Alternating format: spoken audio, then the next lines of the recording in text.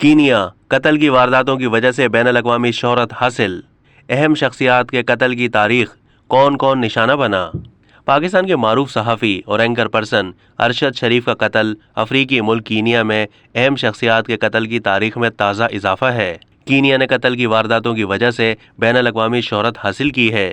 گزشتہ جولائی میں 2 بھارتی باشندے ذوالفقار احمد خان اور محمد زید سمیع قدوائی کو نیروبی سے اغوا کیا گیا، جن کا سراغ ابھی تک نہیں ملا۔ اس واردات کا الزام اسپیشل سروس یونٹ پر لگایا جاتا ہے۔ یہ کینیا کے صدر ولیم روٹو کی انتخابی ٹیم کا حصہ بننے نیروبی آئے تھے اور گزشتہ 25 جولائی سے لاپتہ ہیں۔ ستمبر 1988 میں پبلشنگ اسسٹنٹ جولی وارڈ کو قتل کر دیا گیا تھا۔ 1991 میں کردستان ورکرز پارٹی کے رہنما عبداللہ افلان کو ترک حکام ایئرپورٹ سے گرفتار کر کے ترکی لے گئے تھے۔ جون 2021 میں ہالینڈ کے سرمایہ کار مومباسا میں اپنے اپارٹمنٹ میں مردہ پائے گئے تھے۔ ان کے منہ میں کپڑا ٹھونس کر ہاتھ پیر باندھ کر قتل کیا گیا تھا۔